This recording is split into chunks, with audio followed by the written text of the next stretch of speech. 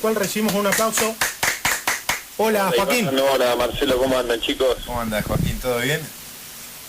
Bien, bien, muy contento de estar hablando para ustedes. Mando un saludo muy grande a todos los platenses, che. Bueno, muchas gracias, Joaquín, por la onda. ¿Cómo empezaste este lunes lluvioso, Joaquín? Ahí trabajando un poco, tranqui, ¿cómo estás? Y arranqué, yo tengo una hija de 9 años, así que arrancamos tempranito, desayunamos, la llevé al cole, y después del cole ya me fui a Martínez, que tenía una participación en el programa de Gerardo Rosín, en Morphy y todo eso. Y después de ahí estuve con Reinaldo Siete Case, después hice una nota para Página 2, en fin, cuando estás por estrenar una película, los días previos al estreno son así, son días que haces televisión, radio y diarios, ¿no? Y a veces alguna revista también. Claro, días moviditos. Bueno, Joaquín, vamos a ir un poco a tu historia, vamos a rebobinar unos cuantos años. Yo tengo entendido que tu primer contacto con este mundo de la actuación es en un taller del colegio. ¿Puede ser que sea así? Ahí en el cole empezás con este juego de... Sí. Sí. La pregunta es un poco si soñabas ya desde pibe ya con ser actor, o fue una actividad más de esas tantas que uno hace ahí en el colegio cuando todavía es mucho más inocente y todavía no tiene decidido por ahí nada. ¿Cómo fue tu experiencia en ese momento? No, yo siempre fui bastante inquieto, ¿no? Como de, qué sé yo, deportes hacía básquet, después de básquet pasé al tenis, bueno, fútbol, natación. Es como si de alguna manera estaba buscando algo en donde poder aprender un poco de mecha, ¿viste? Y seguir por ahí. Claro. Y cuando hice este taller de teatro en el colegio, realmente con el tiempo uno va recordando y le va poniendo diferentes perfumes ese recuerdo, ¿viste? Sí. Pero lo que yo sí recuerdo es que tuve una sensación diferente, primero del tiempo, como si el tiempo se transformara en algo diferente, no sé, como si se hubiera suspendido de alguna manera, y por otro lado un grado de comunicación con mis compañeros que fuera de ese contexto de ficción no lo lograba con esa intensidad, ¿no? Con esa dimensión. Claro. Y a partir de ahí me empecé a entusiasmar muchísimo. Mi profesor Jorge López, que fue mi profesor de ese taller, después me llevó a la comedia Almirante Brown y estimuló mucho junto a mis padres, les dijo que yo tenía condiciones y me estimuló mucho. Después me fui a estudiar al Conservatorio Nacional de Arte Dramático, me vine acá a la capital, y a partir de ahí, de alguna manera, me terminé de profesionalizar técnicamente, y ahí empecé a trabajar y a seguir estudiando, porque siempre el estudio es muy importante, ¿no? Para mí. Qué interesante esto que nos decís de esa primera experiencia, cómo te conectabas con la actuación y te permitía por ahí una comunicación que fuera de eso no lograbas. Por ahí uno lo ve desde afuera, cree que es algo muy relacionado al artístico, ¿no? En cualquier sea el arte, una persona que escribe, una persona que hace música, que actúa, como que en ese momento de desarrollar algo que te empezaba a apasionar, te permitía hacer cosas que fuera de eso por ahí no eran tan naturales. Y sí, eso es un poco el beneficio que tiene la conexión de uno con cualquier actividad artística, ¿no? Te permite tener una dimensión, no sé cómo sería, te permite comunicarte con los demás, no con las herramientas con las que nos enseñan a comunicarnos con los demás, porque en eso estamos muy limitados también, ¿viste? De chico, según donde uno le toca nacer, te enseñan un lenguaje, si uno tiene acceso encima a la educación formal, te empiezan a enseñar diferentes comportamientos, según la religión que uno tiene también una moralidad que llevar adelante o no, y a partir de ahí se van construyendo muchas cosas. El arte justamente lo que tiene es un ámbito donde uno puede prescindir de todo eso. Te descontracturas un poco. Una manera más propia, más auténtica de comunicación. Es muy interesante lo que sucede en diferentes talleres con diferentes manifestaciones artísticas, pero creo que es algo muy durante mucho tiempo subestimado. Sin embargo, hoy en día cada vez más nos damos cuenta que la creatividad y las vías de comunicación creativas son las que terminan provocando las grandes revoluciones expresivas y comunicacionales, ¿no? Esto está a la vista, lo ves permanentemente. Hoy en día mi hija tiene acceso a la tecnología o algunos contenidos que yo con esa y me doy cuenta que en mi época era más limitado eso. O sea que cada generación se da cuenta que la creatividad es una herramienta muy importante y que hay que estimularla. Está buenísimo lo que decís. Bueno, dentro de tus películas, a mí personalmente, Joaquín, me gustó muchísimo la película Patrón, Radiografía de un Crimen. La vi varias veces, se la recomendé a mucha gente. Hiciste, para mí, a mi entender, un laburo muy interesante. Para la gente que no la vio, se trata un poco esta temática de la explotación laboral, en este caso, a la que es sometida mucha gente, en el caso de tu personaje, gente de clase trabajadora, un tipo honesto que por ahí no contaba con una educación y obviamente había una manipulación por parte de la jerarquía de los jefes de esta relación de poder laboral y bueno, se genera algo muy, muy particular. Yo quería preguntarte si sentís que parte del éxito de esta película, que fue muy exitosa y fuiste de hecho condecorado por tu papel, es desnudar un poco esta explotación a la que es sometida mucha gente en cualquier ramo laboral. En la película habla de una carnicería, pero se puede ver en el día a día en un montón de ramos laborales, y vos crees que la gente agarró mucha empatía por ver algo tan cotidiano y que por ahí muchas veces se pasa de largo. Sí, yo creo que cuando el cine tiene la posibilidad, además de entretener, cuando el entretenimiento se visibiliza, se le da luz a una situación tan triste y tan lamentable como es la esclavitud contemporánea, la esclavitud moderna, es una película que empieza a tener otro sentido también para quien la ve. Claro. Porque como vos, todo el tiempo recibo gente. Hoy justo me llevó uno de los que manejan los autos para llevarte a Telefe al programa, y el tipo me estuvo hablando todo el viaje de ida de la película, lo que le había impresionado. Y yo siento que sí, que es una película que sobre todo tiene una empatía para quienes... Bueno, cuando yo leí el guión, a mí me ofrecieron el personaje del abogado, y yo sentí una gran conmoción por el personaje de Hermógenes y fue el que quise interpretar.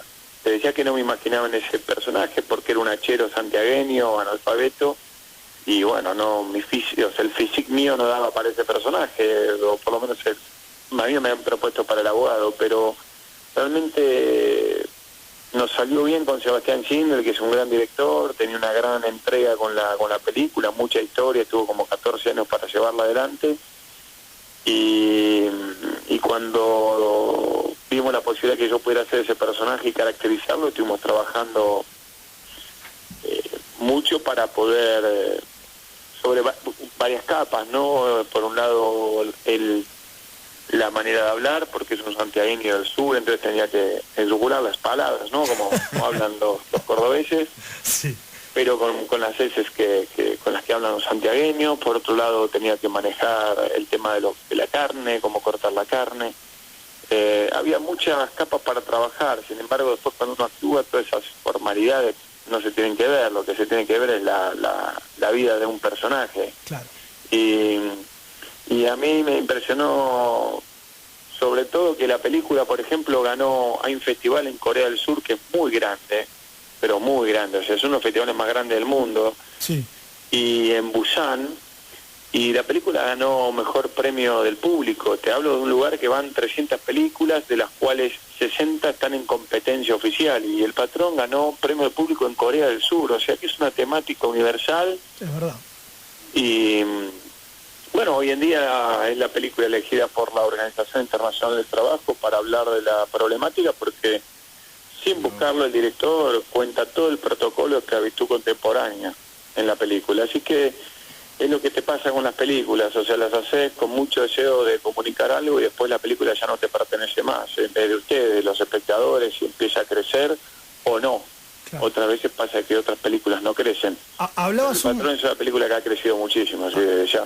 Hablabas recién, justo de una de las preguntas que tenía acá anotada, hablabas un poco de tu personaje. A mí una cosa que me impresionó al ver la película, cómo ese sometimiento que tiene el tipo, tu personaje en la cuestión laboral, se ve reflejado en muchas cosas gestuales, sin necesidad de por ahí escuchar lo que dice. La manera de caminar, la manera de el tipo está encorvado, la manera de mirar cuando se acerca un jefe, el jefe, como ese miedo natural, ese sometimiento, eso es bastante impresionante. Que por eso yo creo que tuvo tanto éxito tu papel, por esto de que por ahí uno no te había visto en un papel de este tipo, y desde lo gestual se comunicas mucho con el personaje. Sí, por ahí hablando también un montón, pero por ahí vos ya le ves la mirada al tipo y te traslada un poco a lo que está viviendo. Es que en realidad cuando la formación que yo tuve en el conservatorio, la parte física es muy importante, quizás yo en teatro pude aplicar más esas técnicas, no tanto en lo audiovisual. Sin embargo, en el patrón, la manera de caminar, la manera, la composición física, la manera del cómo está el torso, levemente hundido, eso significa que es alguien que su orgullo, su yo, que está en el torso, no está como lo tiene, digamos, Maradona, ¿viste? Que es como que Maradona va con el pechito adelante a todos lados, sacando el pecho. Claro. Lo contrario, lo tiene más bien hundido, hay que encontrar esa manera de mirar. Además, la mirada de alguien analfabeto es algo que yo pensaba mucho y hablamos mucho con el director, porque los dos tenemos educación formal y en nuestro entorno también. Claro. Convivimos con gente toda con educación formal, entonces preguntaba mucho cómo es vivir en un mundo donde no entendés los signos, donde no lo podés leer, donde no podés saber qué es lo que se está comunicando, y todo eso lo vas trabajando, y por otro lado lo vas trabajando de una manera muy sutil, porque el cine tiene la posibilidad y la exigencia al mismo tiempo de la síntesis. Uno tiene que trabajar con una gran síntesis de recursos con este tipo de personajes, digo, que hablan tanto desde los silencios, ¿no? Es muy claro el diálogo interno que tenés que tener para que el espectador, cuando te ve, vayas sintiendo que estás hablando toda la película, que estás comunicándote durante toda la película, ¿no? Claro. Esta película, otro factor para mí muy, muy rico de la película, es que deja un montón de mensajes. Por un lado, el tema de la explotación laboral, el tema de las relaciones de poder en el trabajo, cuando la parte superior desde el poder ejerce toda esta manipulación, pero también da un mensaje en cuanto al sentido de la justicia, en función de la clase social a la que pertenece una persona. No olvidemos que tu personaje es un tipo que, si no fuese por el personaje del abogado que se pone su causa al hombro, digamos que estaba destinado a seguir el camino de un montón de causas de gente que no tiene los recursos. No, lo que pasa con respecto a eso es que Elías Neumann, que fue un gran criminólogo argentino, fue quien escribió la novela basada en hechos reales, porque están las grabaciones del verdadero Hermógenes, que en realidad se llamaba Víctor Saldívar, que falleció en el año 85, y fue la primera vez donde se empezó a poner, donde empezó a aparecer la figura legal del maltrato psicológico, ¿no? Claro. Y el patrón es una figura que lamentablemente sigue existiendo en nuestro país, y es una figura que mezcla algo del poder con lo paternal, y bueno, lamentablemente el trabajo informal es el germen ideal para este tipo de personalidades explotadoras que utilizan al ser humano de una manera espantosa, y la sociedad, de alguna manera, por la historia de los negocios que tuvo históricamente en nuestro país, esa figura está permitida, es prácticamente una figura sí, totalmente consolidada, respetada socialmente, ¿no? Este es mi patrón, es como un hombre.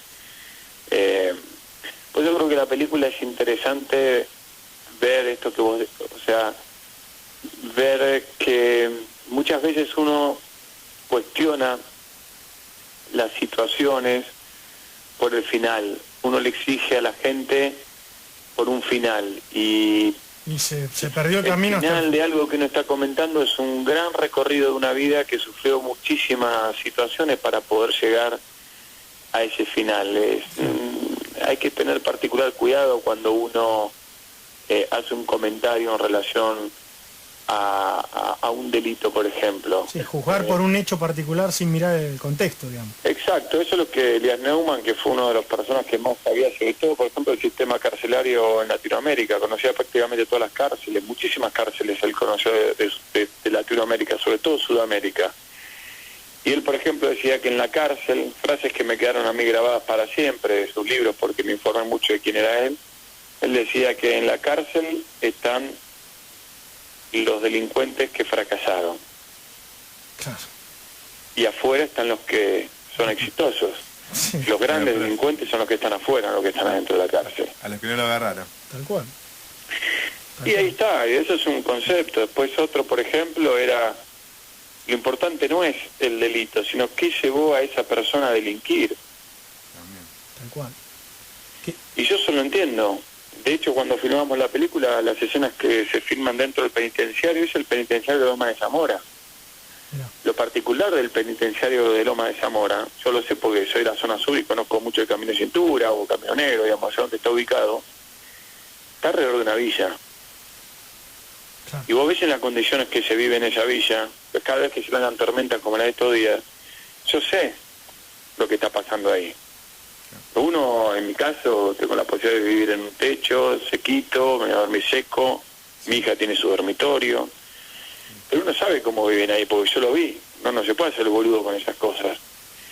Y es muy violento porque vos ves mucha gente que está dentro de la cárcel y la gente que vive ahí afuera, pero en otro tipo de prisión, que es la prisión de la exclusión social, donde el Estado no llega, o si llega no siempre llega de la manera que puede llegar para poder realmente estimular un cambio. Claro, sí. Entonces, alguien que no tiene una estructura de valores, de amor por la vida propia, por el proyecto de vida propio, y bueno, es muy difícil que él cruce con una realidad sin el desenlace no sea violento.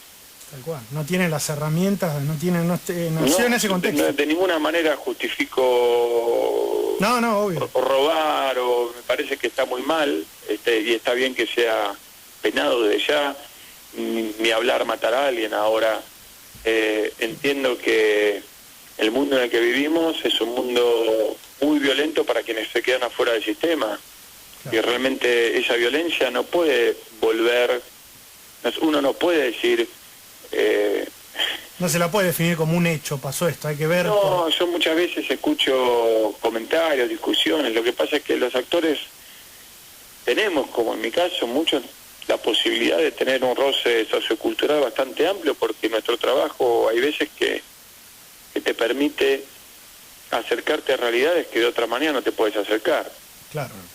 Y cuando te metes con un personaje como el que me tocó hacer en El Patrón, Sí. inevitablemente empezás a abrir unos poros que bueno, que te pueden llevar hasta donde uno quiere que te lleven, pero esto no me desequilibra ni nada, es mi trabajo y lo hago permanentemente. Ahora estoy estrenando este jueves El Faro de las Orcas y estuve una semana con Beto Bubas, un guardafauna de Chubut, Sí. y de repente me adentré en el mundo de los guardafaunas, de los pros y los contras que tienen los guardafaunas, cómo la pelean y lo que pasa que acá y allá. Y bueno, y después sigue mi vida, pero vas teniendo informaciones, vas aprendiendo y te va cambiando también, no cambiando, porque de ninguna manera creo que yo podría haber hecho El Patrón si no hubiese querido comunicar lo que pasa en la película. Hay gente que simplemente puede leer el guión y no te pega, no te conmueve. A mí me conmovió. Y eso se trasluce, eso se traspasa la pantalla. Y es que esa, viste cuando muchas veces hablamos de la libertad nosotros los actores, ¿no? De la libertad que te da ser actor. Para mí la libertad está en poder elegir trabajar en donde uno quiere trabajar. Sí. Y hay veces que de repente donde estás trabajando empieza a acercarse muchísimo a lo que vos querés comunicar. Claro. Me pasó con El Patrón, me pasó en la época de Montecristo, que fue un año también de mucho movimiento con los derechos humanos en relación a la última dictadura militar, por los juicios. De repente entras en situaciones de ficción, pero que la ficción está permanentemente tratando de iluminar una realidad que en general nos duele mucho a todos, entonces trata de ser bastante solapada, ¿no? Bueno, no mostremos esto porque habla mal de nosotros, ¿no? Es verdad. Hablando un poquito de esta peli, que también acá tenía un montón de preguntas de lo que se ve en esta peli, El faro de las orcas, trata un tema muy sensible, ¿no? Como el autismo, este chico autista que llega con su mamá ahí al lugar donde estás vos, ahí como en tu rol de la conexión con un animal, en este caso con las orcas. También toca un tema bastante sensible, el tema de los chicos autistas, esta conexión donde se va un poco de lo lineal, de los tratamientos lineales y encara para un lado mucho más de experiencias, ¿no? ¿Cómo te fue pegando esta historia? No, por un lado está la vida de Beto Búas y actuar de alguien que vive y que es contemporáneo tuyo y que sigue siendo guardapolvo y sigue laburando en el Doradillo, es algo muy particular, claro. No es muy común. Y por otro lado, esta historia que está basada en un hecho real, porque una madre vio que su hijo hipoacúsico con un grado de autismo reaccionó por primera vez ante una foto de Beto con las orcas, tocándole la armónica a las orcas a raíz de una nota que le hizo la revista Viva, y a partir de ahí le escribió un libro que se llama Agustín Corazón Abierto, que es un libro muy lindo, muy bello, un libro del estilo de Juan Salvador Gaviota, con mucha metáfora, poesía. Y ahí José María Morales, un productor español, un gran productor español que estaba haciendo La puta y la ballena con Luis Puenzo, escuchó la historia, lo conoció a Beto y estuvieron durante 16 años buscando la financiación para poder hacerla. Claro. La película es muy conmovedora desde ese lugar, una madre, en este caso Maribel Verdú, una actriz extraordinaria, es una madre que viene con su hijo con autismo de 11 años de Madrid a la península Valdés a encontrarse con un tipo que vive solo en el medio de la nada y que quiere estar solo encima. Una decisión, no es que tiene ganas de que nadie le venga... No, está encerrado ahí en su mundo el tipo. Sí, muy ojo, un tipo muy en la suya. Claro. Y de a poquito él va aflojando y va intentando acercarse a este chico. Y es muy una película para todo público, el mensaje es muy claro, muy lindo. Es una película que para mí reúne belleza, reúne una historia de verdad y también creo que la otra vez tuvimos una proyección que fuimos Luis Puenzo, el productor, Beto Búas y yo, sí, a la Fundación Fleni. Hicieron una proyección para los psiquiatras que trabajan con la problemática, con los autistas, sí, y los padres de los niños con autismo. Mirá. Y fue muy impactante lo que ocurrió después de la película, porque empezamos a hablar como 1 hora y media, casi 2 horas, y ahí es donde te das cuenta, como te decía antes con el patrón, desde otra temática, sí. Claro, la película lo excede a uno lo que ocurre. Algo que todos estaban muy de acuerdo, y los padres sobre todo, es, que a mí me lo habían dicho, y que la película lo refleja muy bien, es cómo están estigmatizados los padres de los chicos con autismo. Mirá. Porque el prejuicio les carga una responsabilidad, como si fuera responsabilidad de los padres el autismo de sus hijos. Sí. Y socialmente son padres muy estigmatizados. Es terrible. Y la película habla de eso y va a ayudar en ese debate, y cuanto más se puede ver algo, menos para mí el gran problema del prejuicio o de la estigmatización es la ignorancia, es porque uno no conoce. Sí, es porque uno no conoce como se debe algo, lo que hace es emitir alguna opinión, porque callado parece que uno no se puede quedar, menos en el mundo de hoy. Es como que hay que hablar siempre de todo, aunque uno... Hay que hablar de todo, y si se sabe poco se tiende a hablar mal, en un montón de casos. Bueno, eso es un poco histórico, es muy ya es nuestra especie, ¿no? Sí. Pero creo que lo interesante que pasó en la Fundación Fleni fue que los padres sintieron que algo de la película que es muy positivo es que el personaje de Maribel dice en un momento las grandes dificultades que significa para un padre tener un hijo con autismo, ¿no? Claro. Y es increíble algo en la película, ¿no? Que un hombre que decide vivir solo, alejado de la civilización, que su máximo contacto, y el contacto más puro que tiene y permanente, es con las orcas. Algo novedoso, porque Sí, tal cual. tiene contacto con las orcas en la vida salvaje. en el único lugar en el mundo donde las orcas cazan con la técnica de varamiento, que es una técnica única en el mundo, que viene de todo el mundo a hacer documentales, porque las orcas se arriesgan, salen de su hábitat natural, que es el agua, para cazar lobos marinos, los lobitos, Sí. la costa. Mirá. Y en todo este contexto de un personaje solo, una madre sola, con un hijo con autismo, en la vastedad, o sea, de un espacio y un paisaje impactantemente amplio como es la península Valdés, Sí, es hermoso. Es se empiezan a juntar de a poquito estas soledades, y como de a poquito se van dando cuenta que juntos pueden hacer algo mejor.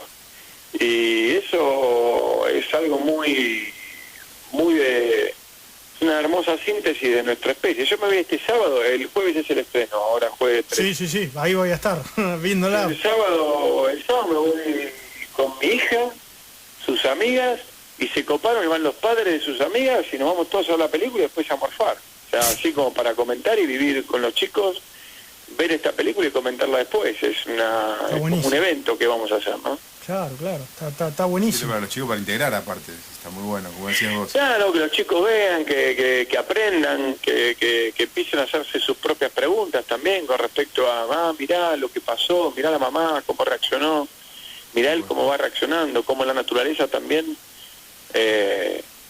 lo va estimulando. Nosotros vivir en una ciudad, o en las ciudades en las que vivimos, son ciudades que le damos la espalda a todo lo que nos puede despertar otros sentidos, ¿no? Más bien lo contrario. Yo acá, ahora hace poco estuve en el Chaltén 6 días adentro de la montaña, porque me gusta mucho el montañismo, y bueno, ahí me vi todos los amaneceres, todos los atardeceres, y acá, con suerte, si por mes puedo darme cuenta que es atardecer, o sea, de día de noche, por las luces, pero... Es verdad, se ve todo de otra forma.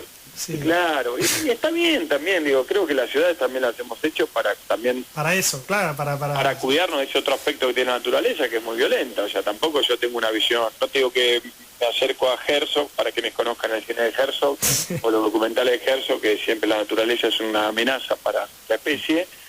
No llego a ese extremo, pero tampoco tengo una visión absolutamente, digamos, bucólica, o no sé, o idealista, ¿no? Con respecto a la naturaleza. No, la naturaleza tiene lo uno y lo otro. Además está muy bueno esto que de la temática que trata, esto del chico con el autismo, y bueno, la gente por ahí, la falta de conocimiento, el desconocimiento de este tema, y ver cómo en la película, por lo que pude ver en los adelantos, se empieza a generar esa conexión que casualmente no es como una conexión cualquiera de otra temática, sino es una conexión muy particular y muy necesaria, porque estamos hablando de chicos que por ahí necesitan esa conexión. Son chicos que por ahí no están tan conectados, y que se genera una conexión así con la naturaleza en el medio, genera como un combo muy interesante respecto de cualquier otra historia que uno puede ver. Mira, cualquier niño, vos vas caminando, por ejemplo, y no sé, tenés, por ponerte un ejemplo extremo, tenés la Torre Eiffel y vos vas caminando para ir a ver la Torre Eiffel. Y un nene ve una piedrita en la plaza antes de llegar a la Torre Eiffel, se queda jugando con una piedrita, otra piedrita. Donde vos lo sacaste de ese juego para llegar a ver la Torre Eiffel, cuando ve la Torre Eiffel dice, esta torre de mierda no la quiero ver, quiero volver a jugar con la piedrita. Claro. Pasa cuando le compran juguetes a los chicos, ¿viste? También cuando vos le quieren comprar los mejores juguetes y después juega con una latita y se entretiene mucho sea, más. Donde un chico pone la atención es lo más importante del mundo. Y eso ocurre con todos los chicos. Tal cual. Exactamente. Lo que pasa es que muchas veces no nos damos cuenta, por la velocidad en la que estamos viviendo los adultos y lo desconectados que estamos, muchas veces no nos damos cuenta encontrar esos tiempos y encontrar esas conexiones. Tal cual. No nos conectamos. Desde ya que hay diferentes, como también hay, el autismo no es una palabra general, hay diferentes grados de autismo, diferentes diagnósticos, y hay que ser muy respetuoso y muy cauteloso con respecto a eso. La película, en ese sentido, es una película que no da una solución, ni mágica, ni nada, simplemente cuenta la historia de una madre desesperada que viene con su hijo al confín del mundo para ella, a encontrarse con una personalidad muy particular. Y a partir de ahí nace la historia. Y la película no es un documental, la película es una película de cine, con todo lo que el cine nos propone, con sus momentos musicales, sus momentos de paisajes y sus momentos emotivos de lo que le pasa a los personajes. En este tipo de películas, ¿no? También he hecho películas más oscuras o policiales, pero esta película es una película, es la típica película para todo público, en el mejor de los sentidos, es para ir y disfrutarla con la familia, para verla con tus hijos, para comentarla con los pibes, con tus hijos, qué pasó. Esto es una película muy bella, yo creo que la van a disfrutar mucho, estoy muy contento de esta película. Y está buenísimo, bueno, que tengamos el gusto de poder hablar con vos, y ahora cuando la esté viendo el jueves me voy a acordar de las cosas que hablamos acá, es un lujazo que nos damos. Es maravilloso. Joaquín, contanos un poquito qué proyectos tenés para este 2017, ahora este estreno de la peli el jueves, y con qué más estás, con qué otros proyectos estás. En julio por HBO Latinoamérica se va a ver El Jardín de Bronce, muy probablemente, que es una serie que hice para HBO y Polka.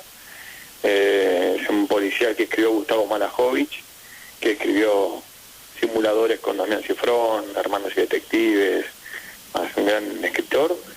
Y así que en julio va a empezar la serie, estoy muy contento, serie que dirigió Hernán Goldfried y Pablo Fendrick, dos grandes directores de cine.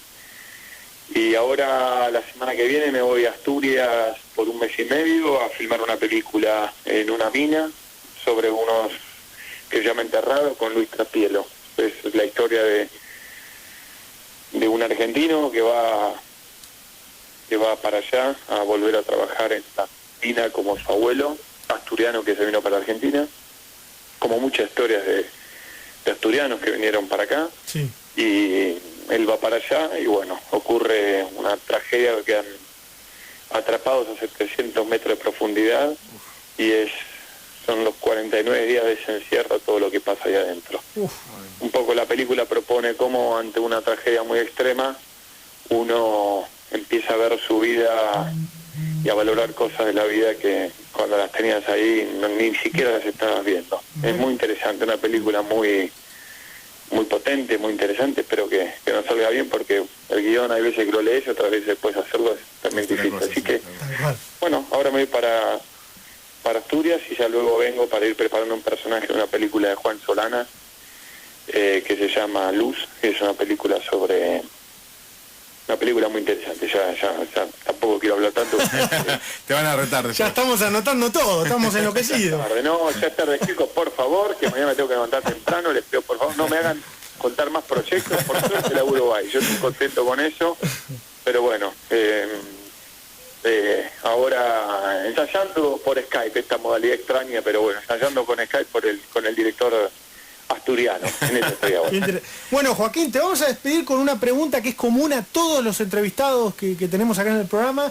Nuestro programa se llama Usted es mi cómplice y siempre preguntamos quiénes son tus cómplices en el día a día, entendiendo la complicidad como